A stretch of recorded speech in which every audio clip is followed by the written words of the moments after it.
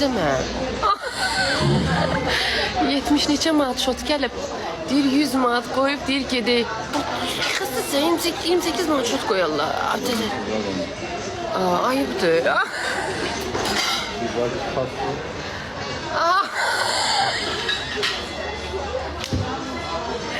Deyir qalsın. Ata 28 manat şey qoyarlar. Kişi ki bu. Aşkım xəstəsən 5 manat qoy. 28 manat çay qoyarlar.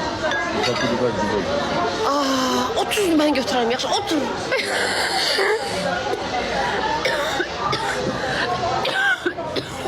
Schatz, warte doch, ich trinke noch meinen Tee. Dian. Okay, ich aus 28 manat koyur gibi.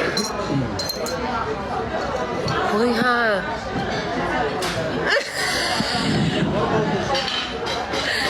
Yok, 28 manat şey koyuyor aşkım. Ayıptır.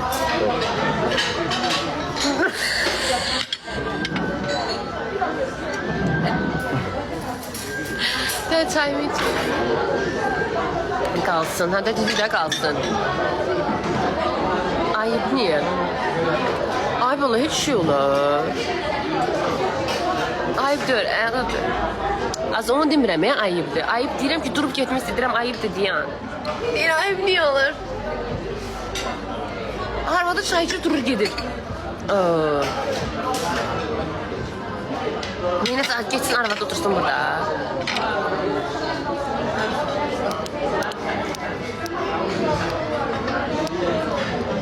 Ne yazık?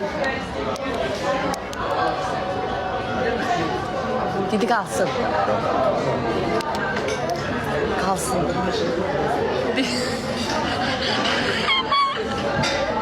Yazık. Deman hat ich tutundum. Dass du dich angepasst hast jetzt.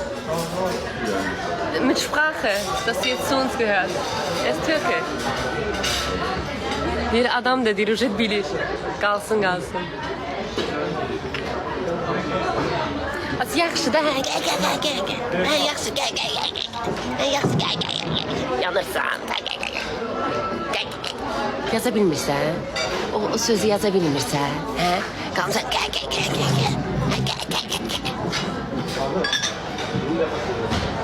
Öldürüb, hə? Yaxşı da, hə? Biz hiç kızıkacağım. Salam, necəsin? Yaxşı. Adı yaxşıdır. Bir dənə Wi-Fi keçirdim, qızları tərk eləməyim. 9000 nəfər mənə baxır. Bir dənə deyən kişi. Wo ist mein zweites Handy? Arzuz. Kızlar.